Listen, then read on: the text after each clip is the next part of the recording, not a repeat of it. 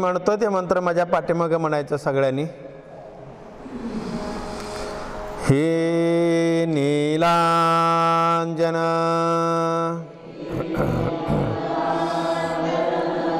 समाभास रवि पुत्र यमाग्रज छाया मार्तंड संभूता तन्मामि शनेश्वरम. बोला शनेश्वर महाराज की. बोला ओम नमः शिवाय, ओम नमः शिवाय. हर हर बोले नमः शिवाय, नमः शिवाय, ओम नमः शिवाय. हर हर बोले नमः शिवाय, ओम नमः शिवाय.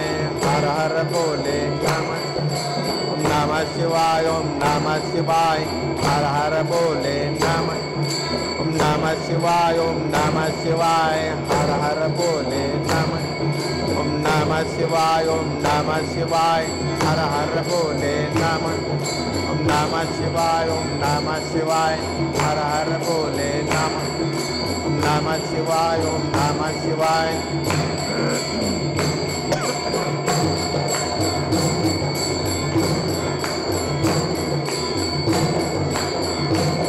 ओम नमः शिवाय, ओम नमः शिवाय. हर हर बोले नमः शिवाय, ओम नमः शिवाय.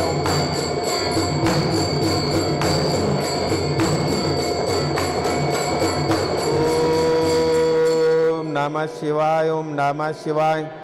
हर हर बोले नमः शिवाय.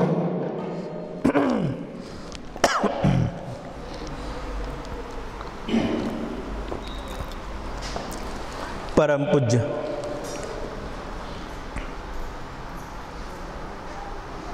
माझे सद्गुरू चैतन्य त्यागेश्वर महाराजांना आपण वंदन करूया. या कलियुगाचा राजा, सत्याचा सागर, सोरेसोत मी म्हणणारा, पाचावर धारण करणारा, असत्याचा नाश करणारा आणि सत्याचा विजय करणारा, दंडनीयांना दंड देणारा आणि आदरणीयांचा आदर करणारा असा धर्मप्रिय, शिवप्रिय आणि तुम्हा आमांचा आराध्य दैवत शनिदेव यांना आपण प्रथम दंडवत नमस्कार करूया. आपण पाहत आहोत प्रपंच करत असताना हा परमार्थ कसा असावा आणि परमार्थ करत असताना आपली ठेवण कशी असावी. जर ठेवण व्यवस्थित नसेल, राहणीमान व्यवस्थित नसेल, मनामध्ये हृदयस्थानी असलेल्या ईश्वराला विवेकाने जाणण्याची क्षमता जर नसेल तर आपली साधना ही निष्क्रिय होते.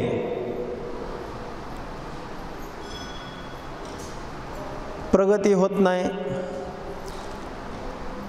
मानसिक, शारीरिक, बौद्धिक सर्वांगाने विकास होऊ शकत नाही. साधना करण्याचा पाठीमागचा हेतू काय आहे हेही साध्य होत नाही.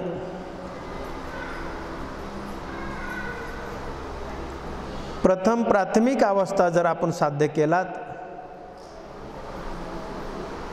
आणि थोडीशी साधना केली तरी ती फलप्राप्ती होऊ शकते.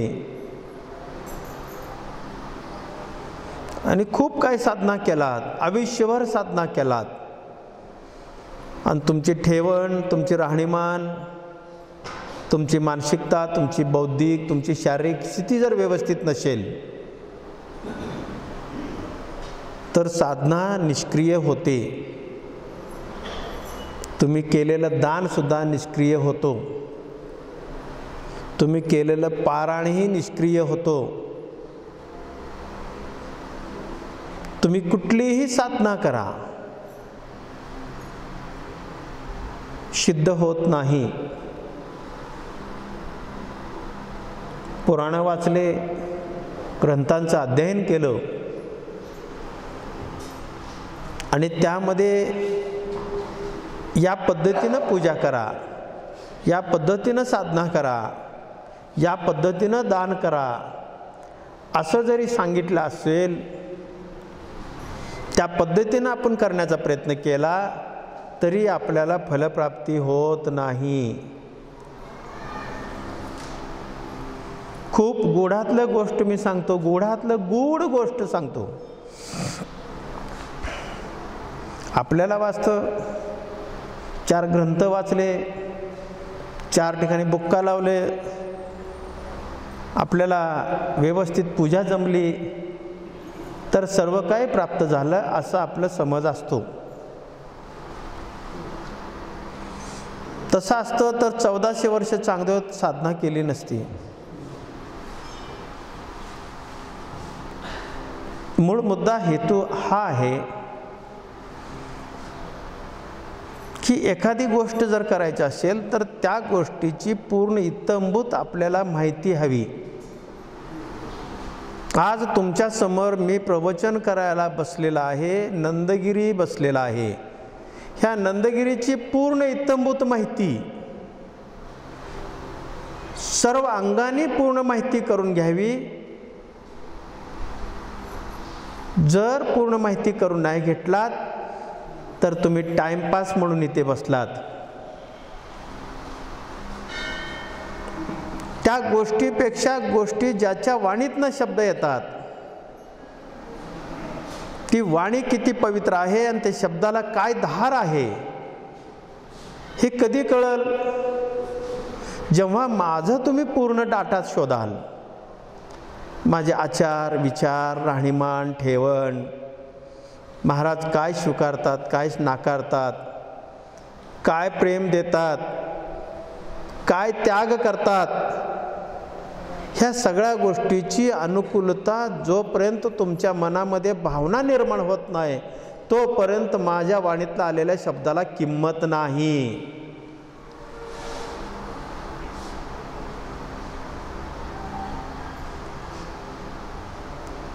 नाहीतर खूप लोक आहेत गुरूंच्या चरणाजवळ जायचं आणि त्याचा अपभ्रंश करायचं, त्याचा अर्थाचा अनार्थ करायचा आणि वेगळा अर्थ काढायचा आणि त्या अर्थाप्रमाणे प्रवास करायचा, शब्दाची तोडमोड करायची, आचरणाची तोडमोड करायची आणि त्याप्रमाणे वागण्याचा प्रयत्न केला तर तुम्हाला फलप्राप्ती मिळत नाही. एक व्यापारी होता. त्या व्यापाऱ्याला 4 मुलं होते. खूप काही त्यांनी संपत्ती कमवलेली होती, पण स्वतःच्या मुलांना घडवण्याची क्षमता त्याच्यात नव्हती. तो स्वतःच्या मुलांना घडवू शकला नाही. तो काडीमोल भौतिक सुखाला तो साधनाला संपत्ती म्हणायचा, पण मुलांना घडवणं हे संपत्ती मानला नाही. आणि थकल्यानंतर 4 मुलांना जवळ घेतला आणि 4 मुलंही त्याचंच वाट पाहत होते, कधी स्वतःचे वडील बोलवतील, कधी आम्हाला मार्गदर्शन करतील आणि कधी आम्हाला आमच्या हातात देतील. ते योग्य वेळ आली. वडिलांनी त्या व्यापाऱ्याने मुलांना बोलवलं आणि सांगितलं की तुम्ही 4 गोष्टी लक्षात ठेवा. पहिली गोष्ट आहे, प्रत्येक गावामध्ये घर असावा. प्रत्येक गावात सुद्धा आपले घर खूप असावे. आणि दुसरी गोष्ट, तुम्ही व्यापारावर धंद्यावर जात असताना सावली जावं आणि सावलीत यावं. तुम्ही कंपनी फॅक्टऱ्या जे काय व्यापार धंदा आहे तिथं घरापासून तिथं जाईपर्यंत सावली असावी आणि सावलीत यावी. आणि तिसरी गोष्ट सांगितलं त्यांनी,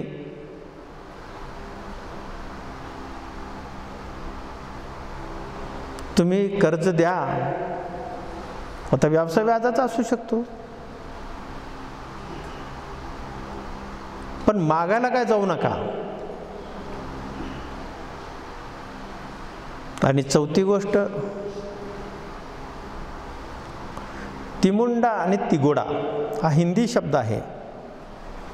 3 मुंडकं ज्याला आहेत आणि ज्याला 3 पाय आहेत अशा माणसाजवळ तुम्ही बसा.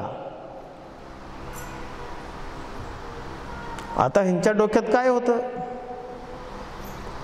कधी एकदा वडिलांची संपत्ती आमच्या ताब्यात येईल, कधी एकदा प्रॉपर्टी आमच्या नावावर होईल, कधी एकदा कारभार आमच्या हातात येईल, असं त्यांच्या डोक्यात होतं. आता मी प्रवचन करतो, महाराजांचा कधी एकदा आशीर्वाद मिळेल आणि कधी एकदा महाराजांच्या आशीर्वादाने आमचं घराला जाईपर्यंत घर सोन्याचं होईल, असे सुद्धा भाविक आहेत ना. स्वप्न वेगळे, अर्थाचा अनर्थ. वडिलांनी सांगितल्याप्रमाणे त्या पावलावर पाऊल ठेवून हे चालायला लागले. हिनी गावात गल्ली, प्रत्येक गल्लीमध्ये एक एक घरं बांधायला लागले आणि दुकानापासून घरापर्यंत, फॅक्टऱ्यापासून ते घरापर्यंत त्यांनी छप्पर घातला. पूर्ण अशी सावली जायचं आणि सावली द्यायचं, वडिलांनी सांगितलेलं आहे. आणि तिसरी गोष्ट, कर्ज द्या पण मागायला जाऊ नका. यांनी मागल त्याला कर्ज दिले, धंदा वाढला पण दिवाळा निघाला. धंदा वाढला पण दिवाळा निघाला, शिल्लक काहीच राहिलं नाही. हे सगळे डोक्याला हात लावून बसले. म्हटलं वडिलांनी आम्हाला चुकीचा सल्ला का दिला. मग चौथी गोष्ट त्यांच्या लक्षात आली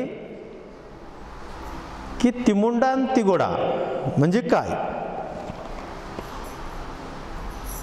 एक वयोवृद्ध माणूस रस्त्याने चालला होता, त्याला बोलवलं, त्याने त्याला विचारलं, तर आमच्या वडिलांनी 4 गोष्टी सांगितल्या होत्या आणि आम्ही 4पैकी 3 केलेला आहे, चौथी गोष्ट करायची आहे. ह्या 3मध्ये यश मिळालं की चौथी गोष्ट आम्ही करणार आहोत.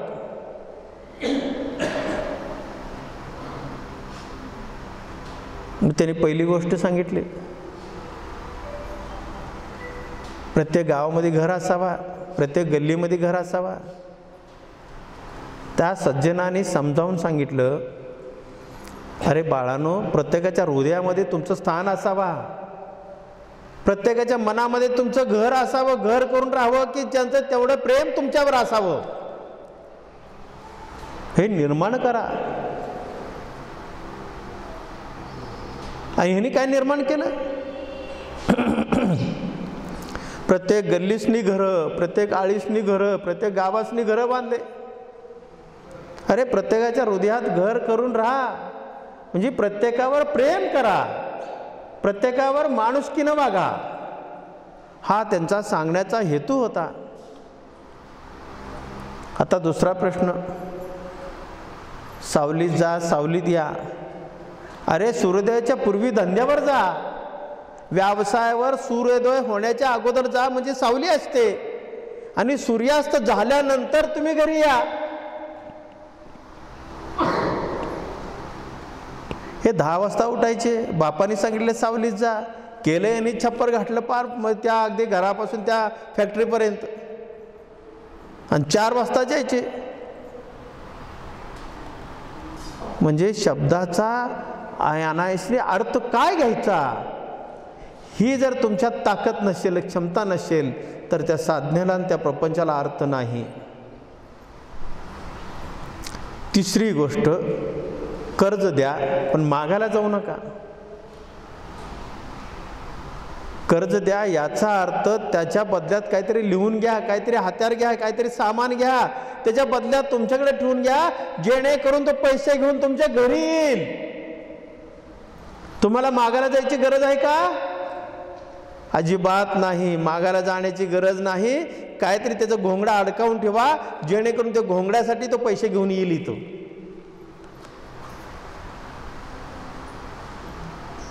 आता चौथी गोष्ट, तिगुंडा तिगोडा. मला या 8 दिवस विचार करावा लागला आहे त्या गोष्टीवर. मला 70-80 वर्षाचा एखादा म्हातारा असेल तर तो अंगणात बसला असेल, लांबून जर पाहिला आपण तो गुडघ्यात मान घालून बसलेला असतो. गुडघ्यासह डोके किती झाले? 3 डोके झाले. तिगुंडा म्हणजे 3 डोके. हे 2 गुडघे, गुडघ्यात मान घालून बसलेला असतो म्हातारा. ते डोकं आणि हे 2 डोके, तिगुंडा 3 डोके झाले. झाले ना की वयोवृद्ध. तिगोडा, तिगोडाचा अर्थ जो तिसऱ्याचा आधार घेतलाय. तिगोडा म्हणजे काठीचा आधार जो घेतलाय, ज्याचं मुंडखं खाली बसलं की 3 होतात आणि जो काठीचा आधार घेतो त्याला चालता येत नाही, अशाच तुम्ही सल्ला घ्या, जेणेकरून ह्या सल्ल्यामुळं तो पूर्ण अनुभवी असतो आणि योग्य सल्ला देतो शेवटच्या क्षणाला. हे धर्म सांगतो, हे ग्रंथ सांगतात, हे साधू संत सांगतात, घरातले ज्येष्ठ मंडळी सांगतात, पण आपण त्यांचा स्वीकार करत नाही, त्यांचं अनुकरण करत नाही. म्हणून ग्रंथ आपण वाचतो, पारायण करतो, दानधर्म करतो, तीर्थाटन करतो, साधनेला बसतो, पारायणामध्ये जातो, अगदी टाळ घेऊन नाचतो, अंगात अगदी वारं शिरतं आपल्या, पण काही क्षणापुरतंच. त्यातलं 1% आपण ज्ञान घेत नाही. ज्या देवतेकडे जातो त्या देवतेचं महिमाचं वर्णन आपण पूर्ण ऐकावा, पूर्ण अग्रसर राहावा आणि मनोभावे त्या गोष्टी आपण शिकावं, आकलन करावं. तेव्हा आपल्या अंगात सुद्धा देव निर्माण होतो. देवाकडे गेलो आणि देवाची होऊन आलो, तेव्हा तुम्ही पारायण केला तर तुम्ही देवस्वरूप होऊ शकता, नाहीतर होऊ शकत नाही, कधीही होऊ शकणार नाही. उगीच गेला शनीला, चला दुसरे नारळ वाढवतात आपणही वाढवायचं, लोक तेल घालतात आपणही घालायचो. ह्याच्या पाठीमागचा हेतू काय, उद्देश काय, त्यातनं काय साध्य होणार आहे, काय तोटा होणार आहे, काय फायदा होणार आहे, हे सगळ्याचा शोध जेव्हा घेतो तेव्हा शोधाचा आपण मंथन करतो. आणि मंथन केल्यानंतर मात्र त्यातनं जे शिल्लक राहतो आपल्या डोक्यामध्ये, तीच साधना आहे, दुसरी साधना नाही आहे. जगामध्ये अशी कुठलीही साधना तुम्हाला साध्य करू देणार नाही. जोपर्यंत तुमच्या मनात निर्माण होत नाही तोपर्यंत.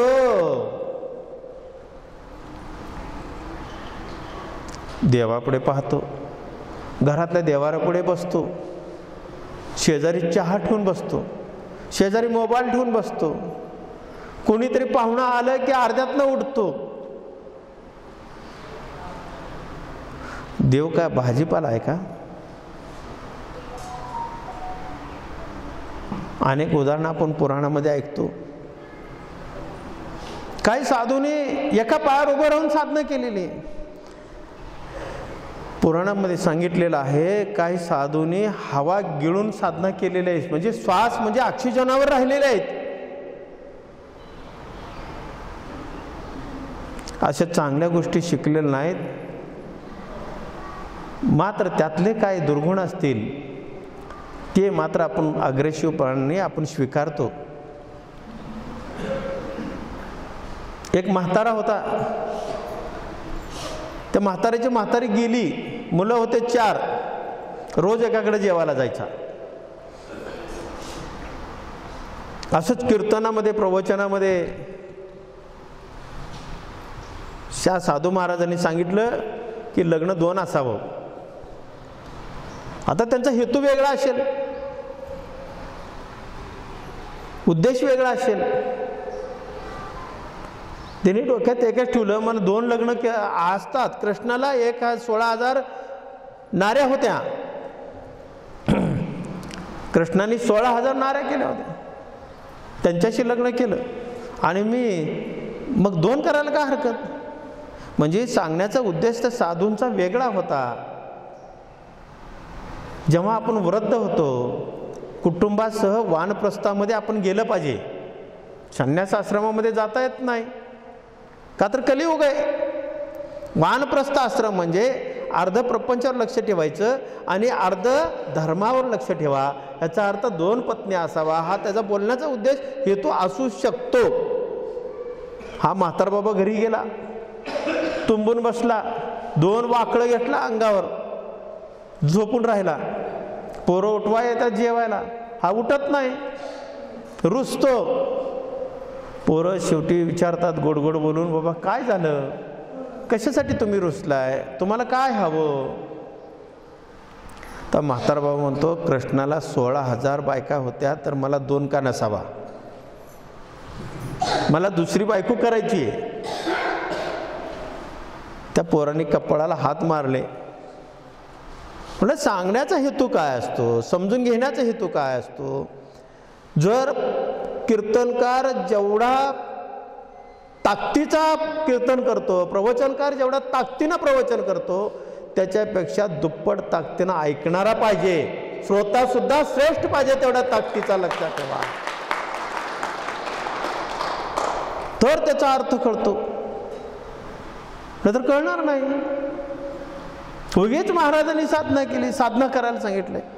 पाय वाकडं झाले, पायाला मुंग्या येतात, बसण्याची सिस्टीम माहीत नाही, मासे चावतात, मच्छर चावतात, आपलं लक्ष सगळं त्याच्यावर. हे साधनेचे लक्षण नाहीत, अजिबात साधनेचे लक्षण नाहीत. महाभारतात ती छोटीशी 1 मिनिटाची गोष्ट आहे. जेव्हा कर्ण परशुरामाकडे गुरु ज्ञान घेण्यासाठी गेला शेवटचा, आणि घेत असताना तेव्हा परशुरामांना थोडीशी डुलकी लागली आणि कर्णाच्या मांडीवरती झोपली. खूप काही गोष्ट आहे ही, तुम्हाला शॉर्ट थोडक्यातलं कळणार नाही. थोडक्यात ज्यांना अभ्यास आहे ते लगेच समजून जातील. डुलकी लागल्यावर एक किडा होता, तो त्या काळात भवऱ्यासारखं, तो आरपार जायचा मांडीतनं. तो खालनं किडा घुसला, चावायला लागला, चावा घ्यायला लागला कर्णाच्या मांडीला. आणि मी पाय हलवावं तर परशुराम उडतील, गुरु उडतील. तो तसाच सहन केला.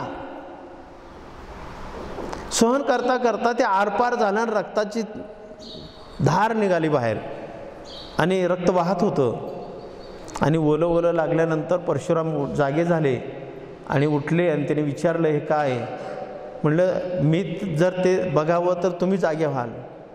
तेव्हा परशुरामाने ओळखलं. परशुरामाने एक पण होतं, मी ब्राह्मणांनाच ज्ञान देईन, मी क्षत्रियांना देऊ शकत नाही. तेव्हा तू ब्राह्मण नाहीस, पण माझ्याकडनं जी विद्या शिकलास, शेवटच्या क्षणी तुला धोका देईल.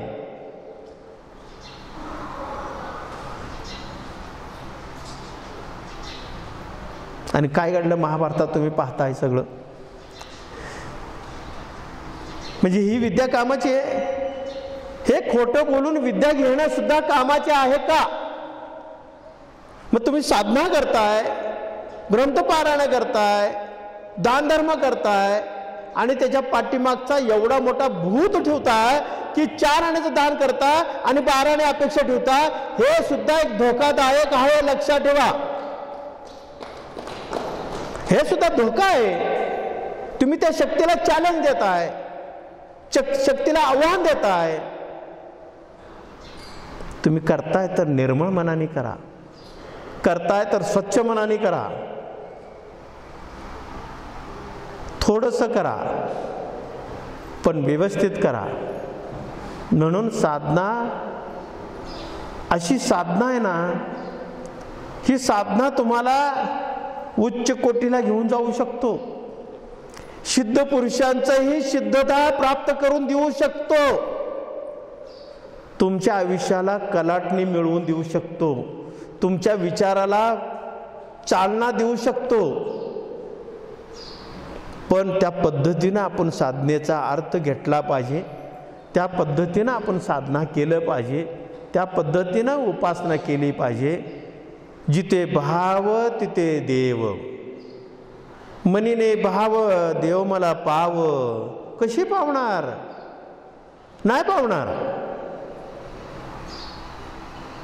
म्हणून प्रपंच करून परमार्थ करा, पण परमार्थ असा करा त्याच्या पाठीमागे कुठलाही हेतू न ठेवता परमार्थ करा। बोला ओम नमः शिवाय, ओम नमः शिवाय।